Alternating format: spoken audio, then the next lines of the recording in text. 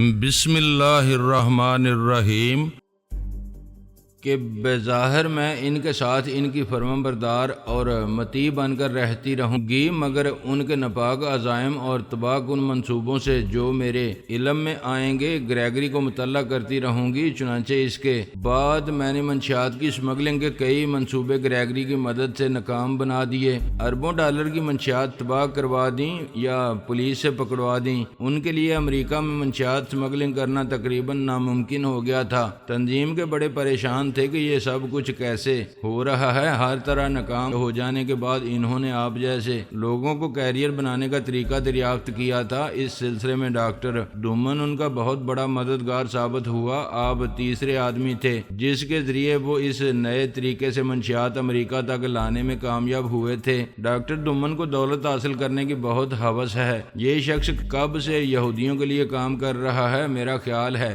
اس کی بھی کوئی فائل ضرور تیار کی ہوگی انہوں نے، کیونکہ نسلاً تو وہ بھی یہودی نہیں ہے۔ میں نے پوچھا، ہاں ہے اس کی بھی فائل، اور آرتھر ہی کے پاس ہے۔ وہ جن دیگر فائلوں کو ہم نے فلمیں بنائی تھیں ان میں ایک فائل ڈاکٹر ڈومن کی بھی تھی، کیونکہ سان فرانسسکو میں وہ بھی آرتھر ہی کی ماتحتی میں کام کر رہا ہے۔ لیزی نے بتایا، تم اور گریگری ایک دوسرے سے تعاون کر رہے تھے، مگر وہاں سان فرانسسکو میں تم دونوں میں سے کسی نے بھی یہ ظاہر نہیں کیا مجھ پر۔ اگر گریگری نے تمہارے اور یہودیوں کے بارے میں مجھے سب کچھ بتایا لیکن یہ بات چھپا گیا، میں نے کہا اس وقت تک ہم آپ کے بارے میں کوئی فیصلہ نہیں کر سکے تھے جناب عالی۔ یہ خوف تھا ہمیں کہ کہیں آپ سچ مچ ان کے ساتھی نہ ہوں اور انہوں نے آپ کو اپنے گزشتہ نقصانات کے ذمہ داروں کو بے نقاب کرنے کی غرض سے نہ بھیجا ہو۔ وہاں پھر بھی ہم نے آپ کی مدد کی اور آپ کو سان فرانسسکو سے نکالنے کے لیے بھرپور کوشش کی۔ میں نے ہی ڈاکٹر ڈومن کے سامنے یہ تجویز رکھی تھی کہ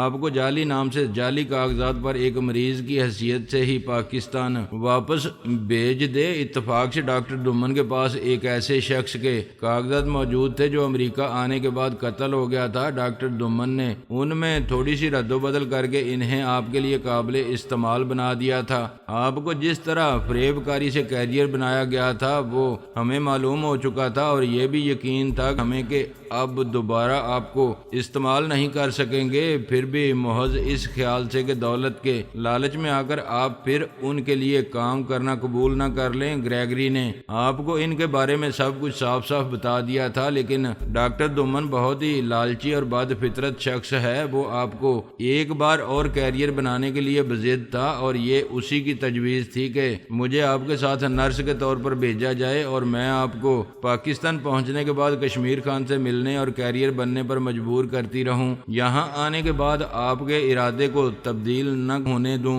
ان کا خیال تھا آپ چونکہ پوری طرح میرے حسن کے جال میں پھنس چکے ہیں، لہذا آپ کو ہینڈل کرنے میں مجھے کوئی دشواری نہیں ہوگی۔ میں ان سے تو انکار نہیں کر سکتی تھی، لیکن دل میں یہ طے کر لیا تھا کہ میں آپ کو دوبارہ امریکہ نہیں جانے دوں گی۔ اگر لالچ یا کسی اور وجہ سے آپ نے کیریئر بننا چاہا تو میں مخبری کر کے آپ کو پکڑا دوں گی، لیکن خدا کا شکر ہے کہ اس کی نوبت نہ آ سکی۔ آپ کی حب الوطنی اور قومی غیرت نے آپ کو ان کے ارادوں کی راہ میں کھڑا کر کے میرا کام آسان کر دیا اور تنظیم کو نقصان پہنچانے کا مجھے ایک اور موقع فراہم کر دیا۔ میری زندگی کا تو اب بس یہی ایک مقصد باقی رہ گیا ہے کہ جہاں اور جس طرح بھی ہو سکے تنظیم کے ارادوں کی راہ میں مزاحم ہوتی رہوں اور اسے زیادہ سے زیادہ نقصان پہنچاتی رہوں۔ یہ بھی ایک بہت بڑا کام ہے میرے لیے۔ پوری تنظیم کو بنیادوں سے اکھاڑ پھینکنا تو ظاہر ہے میرے بس کی بات نہیں، نہ اتنی طاقت ہے مجھ میں اور نہ ہی اتنے وسائل ہیں میرے پاس۔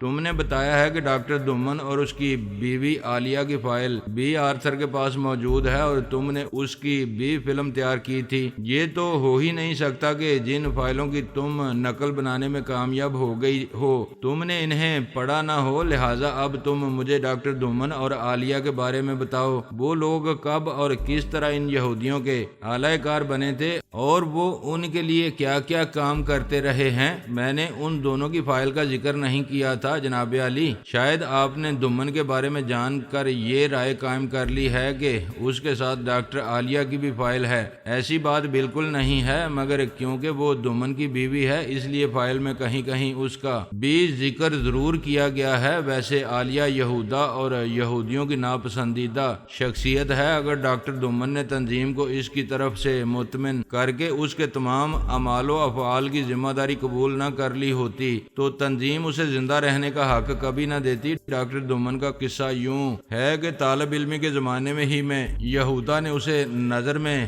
رکھا ہوا تھا اور اسے یہودیوں کے شکنجے میں پھانسنے کے لیے اس پر جال ڈالنا شروع کر دیے تھے۔ وہ ایک انتہائی فتنہ پرور طالب علم تھا۔ فتنہ فساد یوں لگتا تھا جیسے اس کے خمیر میں شامل رہے ہوں۔ اس کی چیرہ دستیاں ہاتھ سے تجاوز کر گئیں تو اسے ناپسندیدہ قرار دے کر میڈیکل کالج سے نکال دیا گیا۔ آدمی بے حد ذہین و فطین تھا۔ اگر وہ اپنی ذہانت اور خداداد صلاحیتوں کو مثبت انداز میں استعمال کرتا تو آج اپنے ملک میں اسے بہت بڑا مقام حاصل ہوتا، ملک و قوم کے معماروں میں جگہ حاصل کر سکتا تھا۔ مگر چونکہ اس کی فطرت میں لالچ بہت زیادہ تھا، دولت اس کا دین، مذہب، اخلاق، ضابطہ سب کچھ تھی، چنانچہ دولت کا حصول ہی اس کی زندگی کا مقصد بن کر رہ گیا تھا۔ حصول زر کے لیے وہ انتہائی پستی میں بھی اترنے کو تیار رہتا تھا۔ ہر وقت ایسے لوگ یہودا کے لیے بہت مفید ہوتے ہیں اور بہت جلد قابو میں بھی آ جاتے ہیں۔ ان کے لہٰذا ایک یہودی ڈاکٹر وائس نے دمن سے دوستی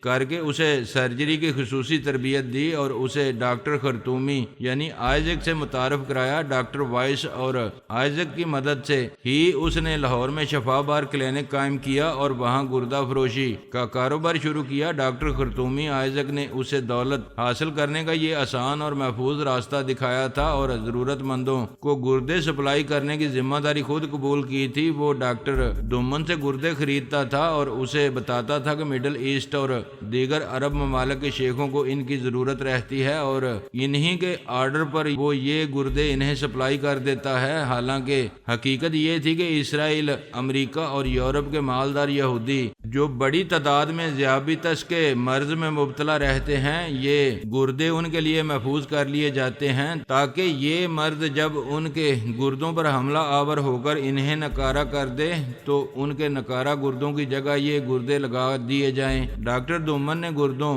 کے اس کاروبار میں بہت دولت پیدا کی اور نئے نئے ساتھی تلاش کر کے اس کاروبار کو خاصی وسعت بھی دے دی، لیکن اسے یہ پتہ نہیں تھا کہ اس نے اس بے شمار دولت کے ساتھ ساتھ اپنے گلے میں یہودیوں کی غلامی کا طوق بھی ڈال لیا ہے۔ اس نے بہت سے مجبور، مفلس اور نادار قسم کے لوگوں کی مجبوریوں سے فائدے اٹھائے تھے اور یہ نہیں جانتا تھا کہ اس کے ان افعال کا اصل فائدہ یہودیوں کو پہنچ رہا ہے۔ پھر قسمت نے آپ کو اس کی راہ میں لا ڈالا۔ اس نے آپ کو اور آپ کی بہن آسیہ کو ایک ایک گردہ حاصل کر کے ان کے لاکھوں روپے تو ضرور حاصل کر لیے، لیکن پھر یہی دو گردے اس کے حلق میں ہڈی بن کر پھنس گئے۔ آسیہ نے اسے پے در پہ ذک پہنچا کر بری طرح بکھلا دیا۔ اسے اپنی زندگی خطرے میں محسوس ہونے لگی، چنانچہ وہ لاہور سے کراچی منتقل ہو گیا، مگر جلد ہی آپ نے وہاں بھی اسے جا پکڑا۔ اس نے آپ کو اور آبی بھائی کو ہمیشہ کے لیے اپنے راستے سے ہٹانے کے لیے بہت کوششیں کیں، بڑا روپیہ صرف کیا، اپنی کئی آدمی مروا دیے، مگر اسے اس میں کامیاب ہونے کے بجائے اسے کئی قابل اعتماد اور بے حد مفید ساتھیوں سے ہاتھ دھونا پڑے۔ نتیجے میں وہ یہاں سے اپنا سب کچھ سمیٹ کر امریکہ سدھار گیا۔ وہاں پہنچتے یہودا نے اسے دبوچ لیا۔ ان کے پاس بے شمار ایسے ثبوت ہیں جو دمن کو بین الاقوامی مجرم ثابت کر کے برباد کر سکتے ہیں۔ دمن مکمل طور پر ان کی گرفت میں ہے۔ اب وہ گردوں کے علاوہ دوسرے نازک قسم کے انسانی اعضاء بھی فراہم کر رہا ہے۔ انہیں اس کے علاوہ منشیات اور اسلحہ کی اسمگلنگ بھی کر رہا ہے۔ ان کے لیے اور کچھ سائنسی انتہائی اہم اور خفیہ قسم کے کاموں میں بھی ان کے ساتھ تعاون کر رہا ہے۔ یہ سب کچھ وہ مجبوری سے کم اور حصول زر کے لیے زیادہ کر رہا ہے۔ میں نے ابتدا میں اس کی زبردست مخالفت کی تھی۔ اسے جب یہ پتہ چلا تھا کہ دمن یہودیوں کا اعلی کار بن گیا ہے تو اس کی قومی غیرت جاگ اٹھی تھی۔ وہ یہودیوں کے لیے کام کرنے پر موت کو ترجیح دیتی تھی، مگر نہ جانے کس طرح دمن نے بالآخر اس کو بھی رحم کر ہی لیا۔ گو تنظیم کو عالیہ پر بالکل بے اعتبار نہیں ہے اور وہ اسے ختم کر دینا چاہتی تھی، مگر دمن شاید دنیا میں عالیہ وہ واحد شخصیت ہے جس کے معاملے میں سنجیدہ اور مخلص ہے، جسے وہ خلوص دل سے چاہتا ہے، لہذا اس نے اس کی طرف سے تنظیم کو پورا یقین دلایا ہے اور اس کی ہر طرح کی ذمہ داری قبول کر کے ضمانت دی ہے کہ اس کی ذات تنظیم کے لیے کسی نقصان کا باعث نہیں بنے گی۔ امریکہ میں ڈاکٹر دمن آپ کو ختم کر دینا چاہتا تھا، اسے آپ کا خوف وہاں بھی لاحق رہتا تھا ہمیشہ، اور اسی مقصد کے لیے اس کے ایما پر تنظیم کے کارندوں نے آپ کو پارسل بنا کر امریکہ بھیجا تھا، مگر تنظیم نے اسے ایسا کرنے سے روک دیا۔ انہیں آپ اپنے لیے مفید آدمی معلوم ہوئے تھے اور وہ کسی نہ کسی طرح آپ کو اپنے ساتھ شامل کر لینا چاہتے تھے۔ میری آپ سے قربت بھی اسی سلسلے کی ایک کڑی ہے، شاید یہ بات آپ نے بھی محسوس کر لی تھی۔ آپ نے وہاں سان فرانسسکو میں اور یہاں آنے کے بعد بھی جو طرز عمل اختیار کیا تھا، اس سے میں نے یہی اندازہ لگایا تھا۔ اس کے علاوہ گریگری نے ہمارے سان فرانسسکو سے روانہ ہوتے وقت مجھے یہ اشارہ دے دیا تھا کہ وہ آپ کو حقائق سے آگاہ کر چکا ہے اور تم نے مجھ پر اپنی اصلیت بالکل ظاہر نہیں ہونے دی۔ میں خواہ مخواہ ہی تم سے خوفزدہ ہوتا رہا۔ میں نے مسکرا کر کہا، وجہ یہ ہے اس کی کہ میں خود آپ سے خوفزدہ تھی۔ میں ڈرتی تھی کہ میرے بارے میں اور میرے عزائم کے بارے میں جاننے کے بعد کہیں آپ تنظیم میں اپنا اعتماد قائم کرنے کی خاطر انہیں میرے عزائم سے آگاہ نہ کر دیں۔ دیکھیں نا، آپ سے میری ملاقات کو زیادہ عرصہ تو نہیں گزرا، ہم ایک دوسرے کو سمجھ ہی نہیں سکے تھے اور دونوں ہی ایک دوسرے کو شکار کر لینے کی تگ و دو میں مصروف تھے۔ ہاں، یہ ٹھیک کہہ رہی ہیں جیلانی، بہرحال خدا کا شکر ہے کہ اب تم دونوں ایک دوسرے کے لیے اجنبی نہیں رہے دونوں میں سے، بلکہ یوں کہنا چاہیے کہ ہمارے پورے گروپ میں سے کسی کے بھی دل میں کسی کے لیے کوئی میل نہیں رہا ہے، کوئی مشکوک نہیں رہا ہے۔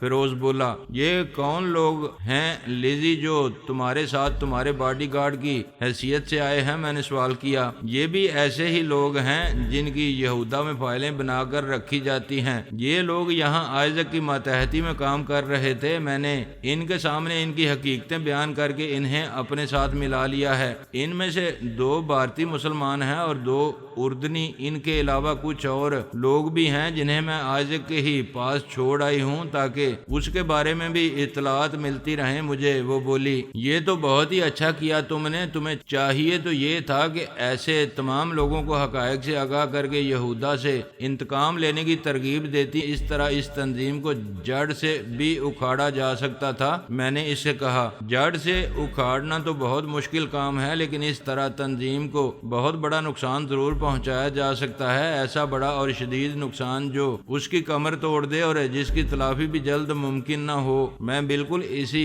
لائن پر کام کر رہی تھی۔ اب تک سان فرانسسکو میں بھی ایسے کچھ لوگوں کو باغی کر دیا ہے میں نے اور انہیں اس کام پر لگا دیا ہے۔ وہ اپنے جیسے لوگوں کو اپنے ساتھ ملانے کی کوشش کرتے ہیں۔ یہاں آئزک کے ساتھ جو لوگ ہیں وہ سب انشاءاللہ بہت جلد اس کا ساتھ چھوڑ کر ہم سے آ ملیں گے۔ بس وہ چند افراد جو واقعی نسلاً یہودی ہیں اور یہاں اسرائیل اور یہودا کے مفادات پورے کرنے کے لیے بھیجے گئے ہیں، چن چن کر مار دیے جائیں گے۔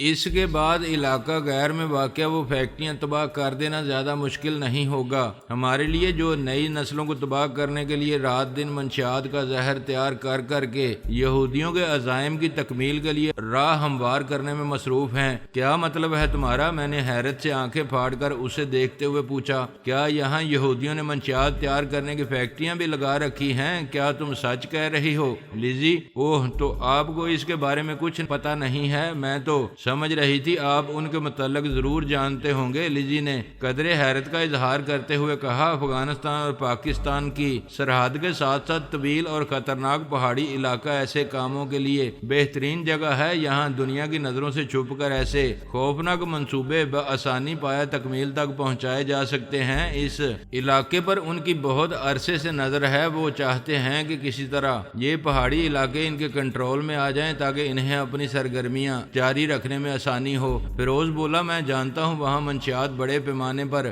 تیار ہوتی ہے، مگر یہ انکشاف مجھ پر بھی آج پہلی بار ہی ہوا ہے کہ یہ کام یہودی کر رہے ہیں وہاں۔ یہ تو بڑی تشویشناک صورتحال ہے یارو، اس کے لیے تو ہمیں ضرور کچھ کرنا چاہیے۔ بالکل اس کمینے آئزک کا تیا پانچا کرنے کے بعد یہی کام رہ جائے گا ہمارے کرنے کے لیے، اور یہ ہم ضرور کریں گے۔ میں نے کہا آئزک کو تو انشاءاللہ ہم آج ہی رات پیوندے زمین کر دیں گے، کل صبح کا سورج اسے دیکھنا نصیب نہ ہو سکے گا۔ لیزی نے فوراً کہا ہاں مگر یہ تو جب ہی ہو سکے گا جبکہ رات کو وہ خود بھی آئے اس طرف۔ اگر آج بھی اس نے اپنے آدمیوں ہی کو قربانی کے لیے بھیج دیا تب آبی بولا آپ فکر نہ کریں، وہ اگر نہیں آیا تو میں جانتی ہوں کہ وہ گیدڑ کہاں منہ چھپائے بیٹھا ہے، ہم خود اس کے پاس پہنچ جائیں گے۔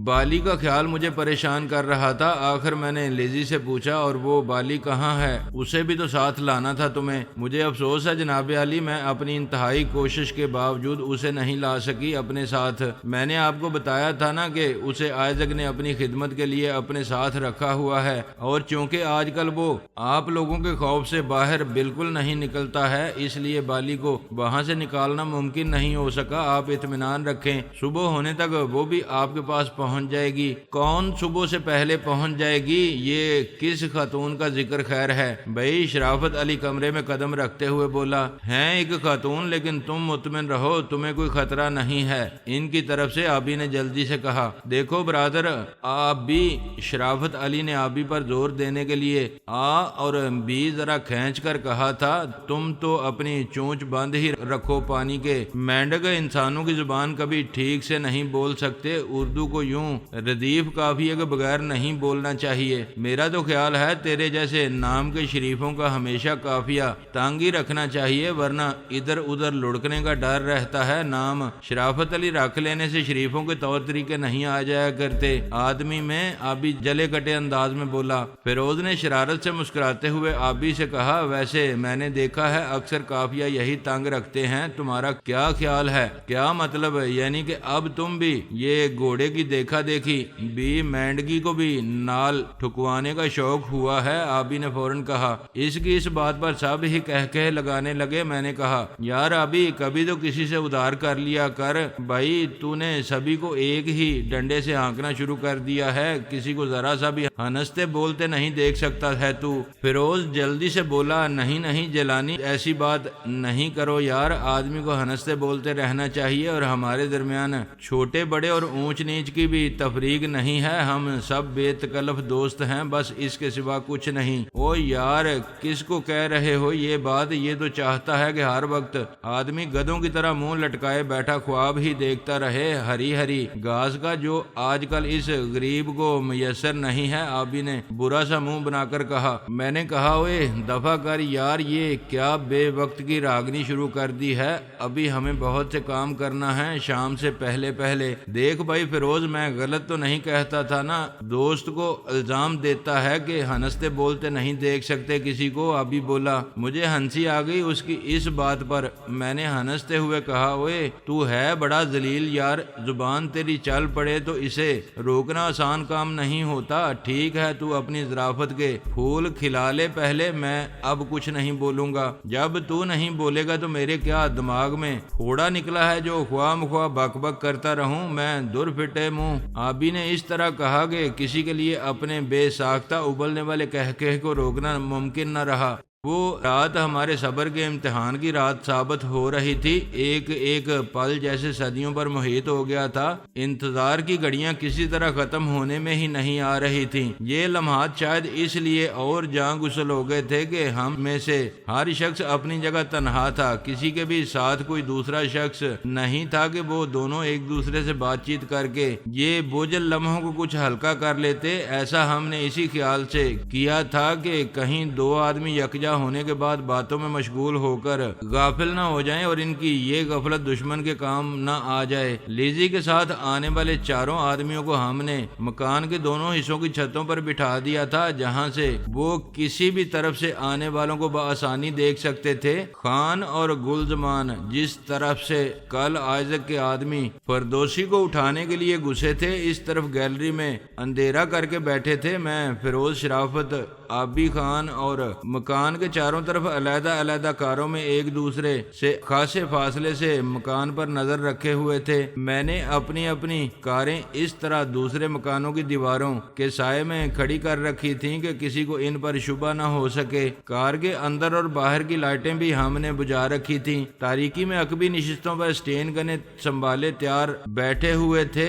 ہمیں اسی طرح بیٹھے ہوئے کئی گھنٹے گزر گئے لیکن کوئی مشتبہ آدمی کی جھلک تک دکھائی نہ دی۔ 3 بجے کے قریب لیزی اپنی کار سٹارٹ کر کے میرے قریب لے آئی اور مجھے مخاطب کر کے دبی دبی مدھم آواز میں بولی، ہم یہاں بیکار ہی وقت ضائع کر رہے ہیں جناب علی، وہ لوگ ادھر نہیں آئیں گے۔ پہلے مجھے خیال نہیں آ سکا تھا اس کا، آج تو انہیں ادھر کا رخ بھی نہیں کرنا چاہیے۔ کیوں؟ یہ کیوں کہہ رہی ہو تم؟ آج انہیں کیوں نہیں آنا چاہیے ادھر؟ میں نے کھڑکی سے سر باہر نکال کر پوچھا۔ سیدھی سی بات ہے جس کو ہمیں پہلے ہی سمجھ لینا چاہیے تھا۔ کل ان کے 3 آدمی پکڑے گئے ہیں یہاں اور ایک بھاگ نکلنے میں کامیاب ہو گیا ہے جس نے ظاہر ہے آپ لوگوں کے بارے میں بتا دیا ہوگا۔ آئزک کو سب کچھ جان لینے کے بعد کوئی عقل کا اندھا ہی ہوگا جو دوسرے ہی دن پھر آ جائے گا یہاں۔